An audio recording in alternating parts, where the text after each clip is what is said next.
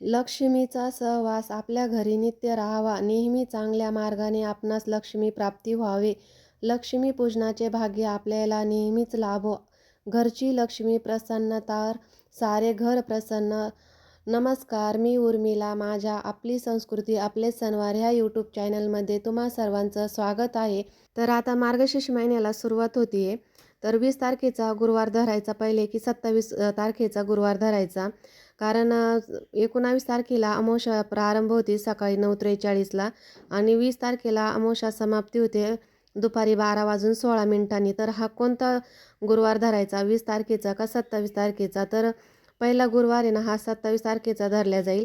कारण 20 तारखेला अमावस्या समाप्ती होत नाही लवकर, त्यामुळं हा उपवास आहे ना धरला जात नाही. कारण अमावस्या ही सकाळी म्हणजे दिवस उगता जर संपली ना तरच हा गुरुवार आहे ना आपल्याला धरला जाईल. मार्गशीर्ष महिना येत्या 2 दिवसांनी म्हणजे 20 तारखेला चालू होणार आहे. तर कार्तिक महिन्यानंतर मार्गशीर्ष महिना हा येतो. हिंदू धर्माच्या दिनदर्शिकेनुसार मार्गशीर्ष हा 9वा महिना आहे आणि हिंदू धर्मात 12 महिने प्रत्येक देवतेला समर्पित आहेत. त्यामुळे श्रावण महिन्याप्रमाणेच मार्गशीर्ष महिन्यालाही तितकेच महत्त्व असते. आणि मार्गशीर्ष महिना हा भगवान श्रीकृष्णाला आवडता महिना असल्याचे मानले जाते. तसेच ह्या महिन्यामध्ये दर गुरुवारी महालक्ष्मीचे उपवास केले जाते. धार्मिक मान्यतानुसार ह्या व्रताचे पालन केल्याने भक्तांना लक्ष्मी देवीची कृपा ह्यासोबतच ऐश्वर्य, यश आणि सुख समृद्धी प्राप्ती होते. यासाठी दर गुरुवारी घरामध्ये घट बसून म्हणजे घट मांडून महालक्ष्मी मातेची पूजा केली जाते, व्रत केले जाते. हे व्रत स्त्री, पुरुष आणि मुलीसुद्धा म्हणजे कुमारिकासुद्धा हे व्रत आहे ना धरू शकतात. असं काही बंधन नाही आहे की हे व्रत आहे ना महिलांनीच केले पाहिजेत. हे व्रत कोणीही केले ना तरी चालते, पण ह्या व्रत आहे ना दर गुरुवारी करायचे असते. तर ह्या वर्षीचे ना 4 गुरुवार पडतात, 5वा गुरुवार नाही आहे. तर 4 गुरुवारी ना हे व्रत करायचे आणि ह्या व्रताच्या दिवशी मांसाहार करायचा नसतो. आणि बरेच ठिकाणी ना ह्या महिन्यामध्ये म्हणजे मार्गशीर्ष महिन्यामध्ये पूर्ण महिनाभर मांसाहार केला जात नाही. तर तर हा नेम पाळायचा आहे. कारण मार्गशीर्ष महिन्यामध्ये नाही महिनाभर पण उपवासाच्या दिवशी का होईना मांसाहार करायचा नाही आणि घरात पण करायचा नाही.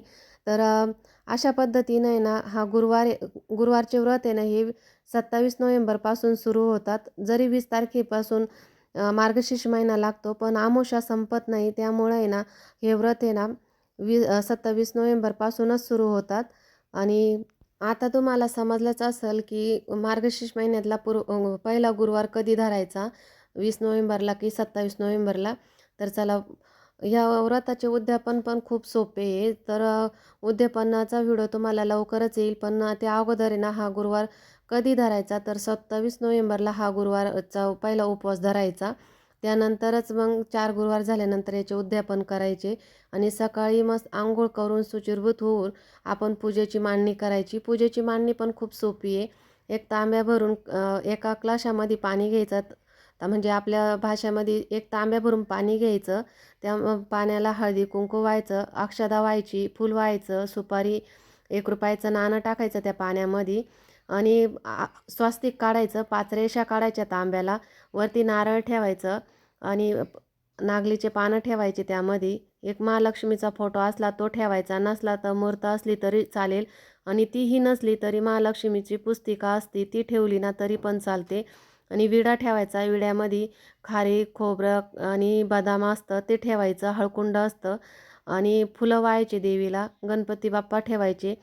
गणपती बाप्पाची मूर्त असेल ती ठेवली तरी चालेल, नसली तर सुपारी गणपती म्हणून मांडली ना तरी पण चालेल.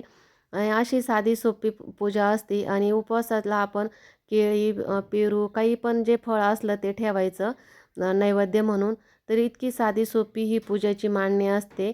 आणि उपवास पण एकदम साधा सोपा असतं. तुम्ही फळं खाऊन बी केला ना तरी पण चालतो. नसले ना तर एक वेळेस जेवण करून जरी उपवास केला ना हा तरी चालतो. आणि संध्याकाळी आपण देवीला म्हणजे नैवेद्य करायचा भाजीपोळीचा आणि पोथी वाचून ते नैवेद्य गाईला अर्पण करायचा. तर अशा पद्धतीने एकदम साध्या सोप्या पद्धतीने या गुरुवारची पूजा असते. नक्की करून बघा आणि तुमच्या घरामध्ये महालक्ष्मीची कृपा नक्कीच होईल. तर व्हिडिओची एंडिंग इथंच करते. तुम्हाला तर समजलंच असेल आता गुरुवारची पूजा कशी करायची आणि कोणता गुरुवार धरायचा तो. तर चला भेटू पुढच्या व्हिडिओत. तोपर्यंत बाय, धन्यवाद.